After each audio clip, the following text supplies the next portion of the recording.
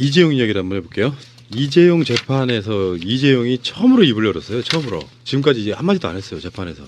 그러면서 지금 삼성합병은 전문가들이 알아서 해준 거다 이런 이야기도 했고요. 맞죠? 전문가들이 한 게. 이재용을 빼려고. 이재용이 걸려있는 건 뇌물죄잖아요. 근데 이게 여러 가지 흐름이 좀 있다고 봐요. 박근혜도 이재용 재판에는 지금 증인으로 가야 되는데 안 가 계속 버티고 있어. 그 이재용이 했던 말 중에 내가 뇌물을 준 게 아니고 사실은 협박당한 거다. 위협당한 거다라고 꺼낸 말이 이런 거였어요. 만났을 때 JTBC를 이적 단체라고 비난했다는 거야. 그러니까 자기 같은 삼성 계열로서는 입장이 굉장히 묘해지는 거잖아요. 그런 식으로 지금 박근혜한테 나는 압박을 당해서 어쩔 수 없었다 이렇게 몰고 가고 있는 겁니다. 얘네들이 박근혜한테 모든 걸 다 뒤집어 쓰고 자기는 그렇지. 살겠다는 얘기군요. 그런데 우리는 말만 생각할 수 있잖아요. 근데 국민연금 요거 생각하면은 빠져나가기 쉽지는 않을 거예요. 자기들이 그렇죠. 받은 예. 게 너무 커서. 예, 그래서 지금 이재용이가 자기는 결제하지 않았다. 그리고 삼성전자에만 관여했다. 인수합병에 대해서 그런 지금 이야기들을 했어요. 그러면서 후속 기사가 나옵니다. 한겨레에서 이건희 회장 의사 전달은 안 돼도 잘 있다. 이재용이는 박근혜하고 몰아버리려는 것 같아요. 모든 죄를. 그리고 자기는 살겠다. 차라리 바보가 되는 한이 있어도 나가야 되겠다라는 결정을 내린 것 같아요.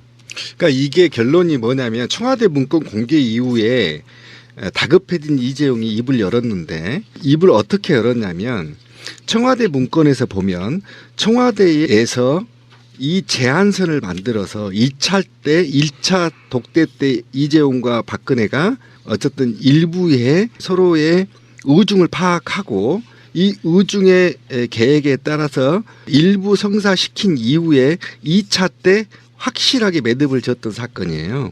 그러니까 이 청와대 문건이 김기춘 중심으로 해서 어떻게 하면 이재용이한테 삥을 뜯을까라는 계획서를 청와대가 수립했다는 거 아닙니까? 그죠? 그래서 이 방법을 이재용한테 제시했을 수도 있고 두 번째 미래전략기획실에서 만들어 온 걸 청와대가 받아서 이것을 다시 재검토한 후 플러스해서 박근혜한테 줬고 박근혜가 1차 독대 때 이 문건을 합의한 바 있다. 이게 지금 법원의 정서고 국민적 정서고 밝혀진 자료입니다. 그러면 이재용이 말하는 것이 뭐냐면 전문가들이 한 거 다 맞아요. 그러면 최대의 수혜자가 누구인 거냐? 이재용이잖아요. 뇌물 공여죄 네. 맞잖아요. 이재용이 지금 다급해져서 입을 열었는데 그 이유는 청와대가 다 만들어서 하라 그래서 난 했어. 그래서 형량을 줄이려는 개 같은 수작인 거죠. 이재용이 박근혜 만나가지고요. 승마 지원하는 거, 영재센터 후원하는 거 이런 것들 다 박근혜가 직접 이야기한 거예요. 그럼요. 직접 얘기한 겁니다. 피해갈 수 없는 거지. 그런데 제가 볼 때는 이미 이게 형량 조정에 들어갔다. 저는 이렇게 보는 거예요. 왜 막판 지금 재판을 하려고 하는 입을 벌렸겠습니까? 그리고 이것이 청와대 문건이 나왔을 거잖아요. 그러면 재판부가 볼 때 아 이거 김기춘이 막 알아서 막 했네 이렇게 생각할 수 있겠죠. 그죠? 그러다 보니까 거기에 힘을 이재용이 몰아준 겁니다. 재판에. 그래서 형량을 좀 줄여달라 이런 거다. 정말 나는 이건희 큰아들이고 뭐 밑에서 시킨 대로 했어. 도장만 찍었어. 뭐 이런 거 아니에요 지금. 근데 재판에서 그 이재용이 했다는 말 재밌는 얘기 하나 있었잖아요. 아버지 살아계실 때. 네. 아니 그러니까 의도하지 않게 튀어나온 말이에요. 맞아. 근데 아버지가 살아계실 때라는 말을 해버렸어요. 그런데 하고 나서 다급하게 회장님이 건재하실 때부터라고 정정을 했고 몇몇 방청객이 큰 소리로 웃음을 터뜨렸다. 그리고 묘하게도 한겨레가 그렇죠. 이건희 건지하다고 단독 기사를 냅니다. 예, 그것도 뭐야? 그것도 삼성 핵심 관계자의 말에 의하면. 보지도 않고. 네. 근데 이 이재용은 법정에서 입을 열면 열수록 마이너스예요. 오늘 조선일보에 의하면 오늘 법정에서 이런 이야기를 했다고 합니다. 여자분한테 싫은 소리를 들은 것은 그때가 처음이라 제가 당황했던 것 같다. 여기서 나오는 여자분은 누구일까요? 박근혜입니다. 오. 그러니까 자기는 살아오면서 한 번도 아버님께 야단을 맞은 것 빼고는 야단 맞은 기억이 없대요. 홍라이한테 야단 안 맞았다는 얘기네요. 네. 왕자님 맞구만. 그런데 여기서 최지성 미래전략실 실장이 또 이렇게 이야기를 해요. 이 부회장이 야단을 맞았다고 하길래 박근혜한테 야단 맞았다고 하길래 야단 맞은 적이 없는 사람인데 진짜 야단 맞은 게 맞나 하는 생각이 들었다고 이렇게 얘기를 했다고 해요. 법정에서. 그러니까 그때 이 면담이 어떤 내용이었냐면 박근혜가 이재용한테 하나보다 승마 지원이 못하다라고 얘기를 해서 자존심이 많이 상했다고 해요. 그렇게 얘기하면서 이재용이 하나보다 잘하는 게 어려울 것 같지 않았다라고 이야기를 해서 또 한 번 방청석에서 웃음이 터져 나왔다고 합니다. 그러니까 의도치 않게 뭔가 하나로 디스를 하면서 아니 그럼 또 자백한 거네 그거. 박근혜한테 압박받아야 되는 거 자백한 거 아니에요. 우리가 뭐 지원을 하면 하나보다 우리가 못하겠어? 이런 얘기까지 한 거죠. 이건 야단 맞으면서. 이거는 이건희가 불행한 거라고 봐요. 그럼 지금 이건희가 죽었다는 거야, 살았다는 거야? 아들내미 하나 헷갈리네, 아주. 아들내미 하나 있는 게 약간 좀 모자라. 모자라. 틱장애도 있고. 아이 재벌이면 뭐해? 아니 결국은 살았어요, 죽었어요, 결론은. 판결에 의하면 건재하대요. 아니 그 재판장에서 얘기하면 그 죽었다는 얘기네. 살아계실 때 했으니까. 그게 삼성그룹 내부에서는 이야기 들어보니까 이건희의 건강 상태에 대해서는 금기열이에요. 전혀 모른다는 거야. 관계자들은 가족들만 알고 있는데 우리는 다 알고 있잖아. 승계구도에 있어서 이건희가 돌아가시면 안 되는 거. 아버지 살아계실 때 이거는 뭐 돌아가셨다는 의미라기보다는 그러니까 머릿속에 아버님이 이미 돌아가셨다고 생각하는 그렇죠. 거야. 문현중에 나온 거잖아. 그런데 재밌는 게 있어요. 참여연대가 이건희 회장을 상대로 고발을 해버렸어요. 검찰에. 그 이건희 회장 자택을 수리할 때 인테리어 수리를 할 때 결제된 금액이 출처를 알 수 없는 수표로 결제가 됐대요. 그래서 이거는 비자금이다. 그런 거 아니냐라고 그러고 검찰이 고발을 했대요. 그러면 검찰이 이제 고발인 참여연대 조사를 하고 피고발인 조사를 해야 돼요. 검찰의 의무잖아요. 제대로 하려면 해요. 그렇게. 그렇죠. 그러면 이제 그 그 대한민국에서 그걸 수사할 검사가 어디 있어? 경동에 검찰 수사관이 가서 이건희 회장을 상대로 그 질문을 해야 되는데 옆에 변호인이 배석한 상태에서 냉동실을 열고 질문을 할 수 있을까요? 무서워서나 못할 것 같아. 살아 있고 기사에는 뭐라고 나왔냐면 의사소통만 안 될 뿐 휠체어 타고 돌아다닌다잖아. 이게 말이 이상하지 않아요? 근데 나 그 기사 보고 좀 이상하다고 느꼈는데. 그러니까 그거는 좀 한결에 너무 나갔어. 진짜 이거는 욕마저도 싸요. 그 이게- 기사 쓰고 돈을 얼마나 받았을까? 청구받은 거지 한마디로 말해서.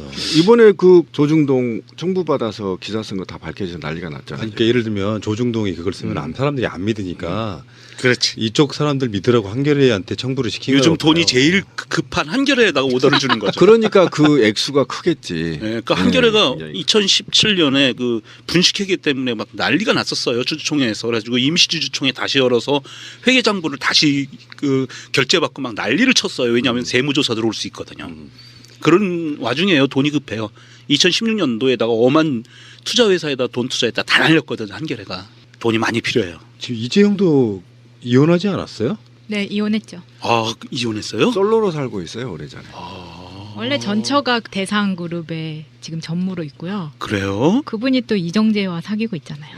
아, 그럼 또 이재용한테 또 내가 좀 짠하네. 동지의식이 느껴지네. 외로 이재용은 다른 여자가 많아요. 아, 그래요? 제가 아, 그럼 알기로는- 동지의식 안 느껴. 난 없어. 제가 알기로 일본 가서 재밌게 놀고 있다는 얘기를 많이 들어요. 같은 이혼남 입장에서 참 짠하다. 그러니까 아까 제가 이건희가 불쌍하다고 하는 게 사실 이건희는 내가 보기에 이병철 회장보다 뛰어난 사람이었어요. 어떻게 보면 이건희가 보통 잘못 키워진 자식 같으면 다 말아먹을 수도 있었어. 이건희는 혁신선언 같은 걸 하면서 나름대로 사실 현대에 밀리던 2위였어요. 어떤 시점에서는. 그러다가 대한민국 부동의 1위 기업이 된 거는 이건희 덕이라고 봐요. 그건 이제 지 아버지 백도 있었지만 나름대로 실력이 있었다. 근데 이재용에는 지금 하는 거 보면 입만 열면 폭탄이야. 3세에 내려오면 기업이 유지되기 힘들다는 반증이기도 해요. 예. 모든 교육들이 자기가 헤쳐나가는 교육이 아니라 주위에 있는 스태프들이 다 챙겨주는 교육 이런 방식으로 가고 그거에 대한 판단력 같은 게 흐려지면 내가 봤을 때는요 삼성 망할 가능성이 높아요. 이런 방식으로 가면은. 삼성은 그런데 망해도 이재용 일가는 대대손손 잘 먹고 잘 살 거예요. 그러니까 이재용을 빼내야 된다고. 예, 그래서 삼성이 살아남으려면. 지금 삼성과의 그 재산의 흐름을 보면 이병철이부터 시작해서 이병철, 이건희 이렇게 내려오면서 공익재단을 통해서 돈을 출자를 하고 그거를 이용해서 주주권을 갖고 지배주주권을 갖고 삼성그룹을 지배한 거거든요. 핵심은. 그런데 이번에도 이건희 다음 이재용의 사이에 이게 또 있어요. 공익재단을 통해서. 공익재단을 통한 거는 주주 보유 한도라든지 이런 게 주식 보유 한도라든지 이런 게 굉장히 루즈하게 바꿔놨어요. 이명박이. 그래서 이명박이 사실은 이 삼성그룹의 이 경영권 전반에 대해서 이씨 가문이 확실하게 잡을 수 있게 완전히 도와준 거거든요. 또는 공범 관계라고 할 수 있는데 2010년도에 마지막으로 그 법원이 상속 및 그 증여세가 개정이 돼요. 2010년도에. 그래서 이게 삼성그룹이 이제는 이재용이 완전히 개인 사유화할 수 있는 시스템을 가져갈 수 있게 만들어놨어요. 그래서 이번 정부에서는 이재용이 어쨌든 뭐 한 몇 년이건 형무소에 가 있는 사이에 이 상속 및 징역세를 다시 바꿔야 됩니다. 옛날식으로. 그러니까 재벌 해체하지 않으면 삼성은 망할 수가 없습니다. 그러니까 우리가 하루에 먹고 쓰고 이동하는 데서 삼성을 거쳐가지 않을 수가 없어요. 그러니까 CJ, 세한, 삼성, 한솔, 뭐 LG도 저는 삼성하고 사돈지간이니까 그렇다고 예요? 치고 신세계. 그다음에 경남 같은 경우는 거의 대부분의 경남에 있는 대주주들이 삼성가 영향이 있는 거거든요. 보건그룹까지. 예, 이런 전반적으로 보면 또 삼성 건설이나 이런 것도 다 그룹 산하니까, 그러니까 비껴갈 수가 없더라고. 제가 한번 보니까, 그러니까 걸어갈 때도 삼성을 지나가야 되고, 뭔가 살 때도 삼성과 연관이 되고, 뭐 이게 이런 전 세계에 이런 기업이 있나요? 그래서 저는 문어발식 기업에 이걸 차단하지 않으면 거의 불가능하다. 차단하려면 저는 대기업 해체해야 된다. 저는 이렇게 보는데, 삼성은 옛말에 그런 거 하잖아요. 부자가 3대 가기 어렵다가 곰피디가 얘기한 게 그건데, 내가 볼 때 삼성이 이대로 두면요, 인류가 망할 때까지 가요.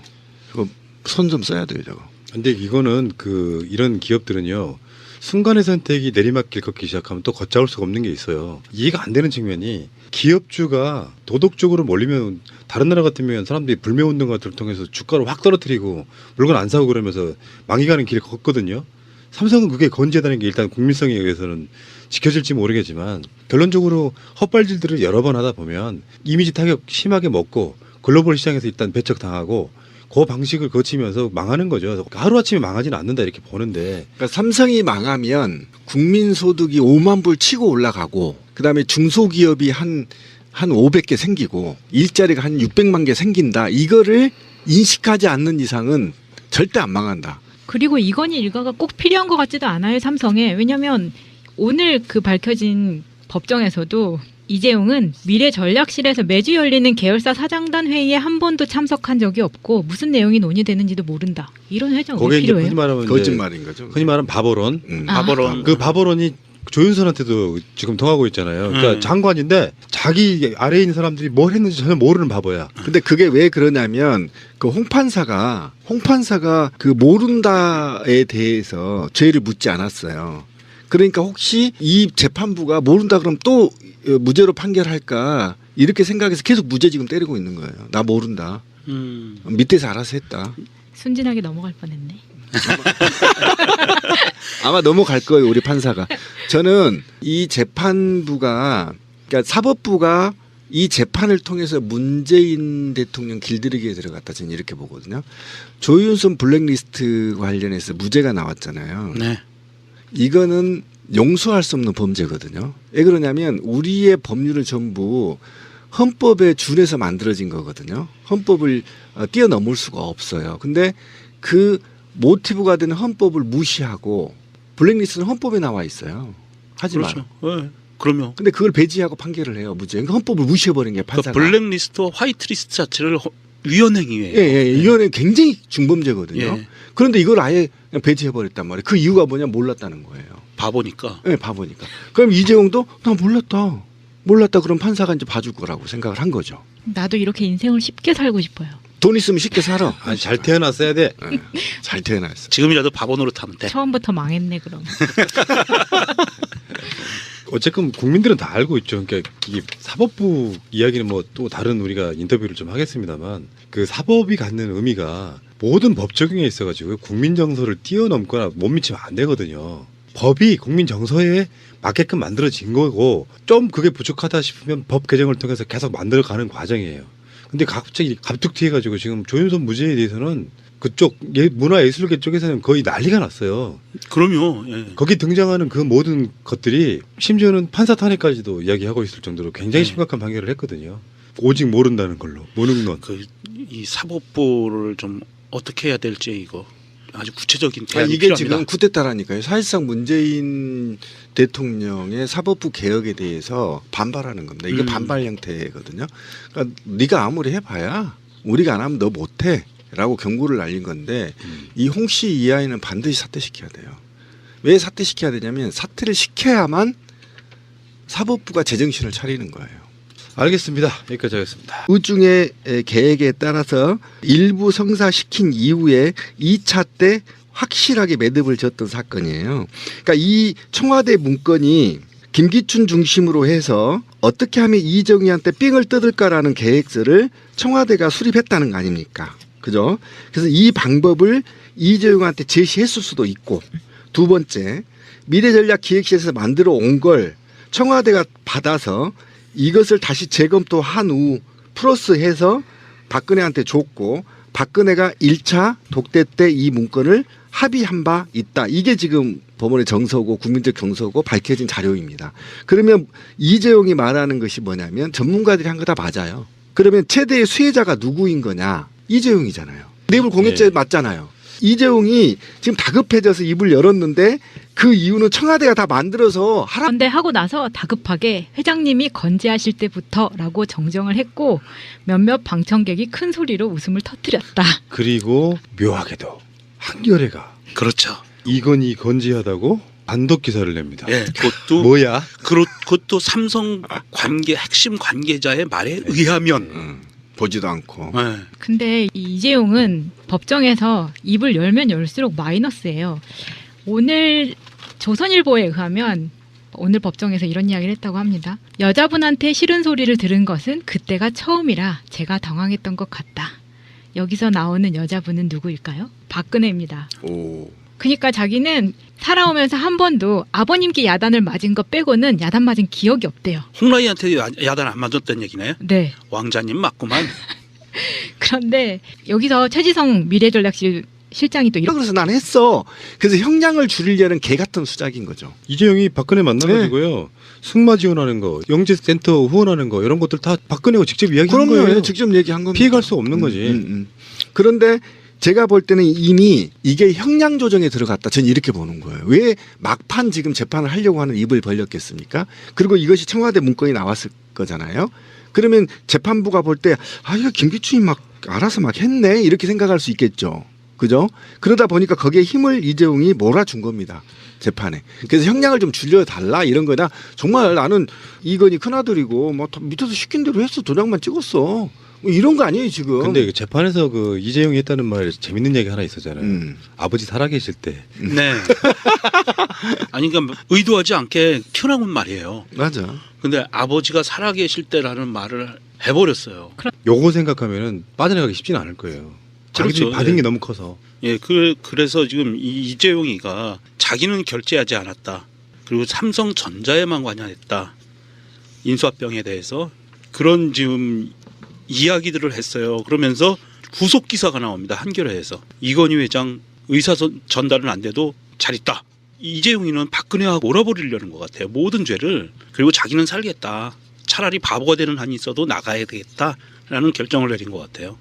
그러니까 이게 결론이 뭐냐면 청와대 문건 공개 이후에 다급해진 이재용이 입을 열었는데 입을 어떻게 열었냐면 청와대 문건에서 보면 청와대에서 이 제안서를 만들어서 2차 때 1차 독대 때 이재용과 박근혜가 어쨌든 일부의 서로의 의중을 파악하고 이재용 이야기를 한번 해볼게요.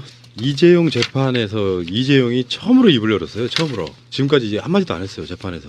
그러면서 지금 삼성 합병은 전문가들이 알아서 해준 거다 이런 이야기도 했고요. 맞죠? 전문가들이 한 게. 이재용을 빼려고. 이재용이 걸려있는 건 뇌물죄잖아요. 근데 이게 여러 가지 흐름이 좀 있다고 봐요. 박근혜도 이재용 재판에는 지금 증인으로 가야 되는데 안 가 계속 버티고 있어. 그 이재용이 했던 말 중에 내가 뇌물을 준 게 아니고 사실은 협박당한 거다. 위협당한 거다라고 꺼낸 말이 이런 거였어요. 만났을 때 JTBC를 이적 단체라고 비난했다는 거야. 그러니까 자기 같은 삼성 계열로서는 입장이 굉장히 묘해지는 거잖아요. 그런 식으로 지금 박근혜한테 나는 압박을 당해서 어쩔 수 없었다 이렇게 몰고 가고 있는 겁니다. 얘네들이 박근혜한테 모든 걸 다 뒤집어 쓰고 자기는 그렇지. 살겠다는 얘기군요. 그런데 우리는 말만 생각할 수 있잖아요. 근데 국민연금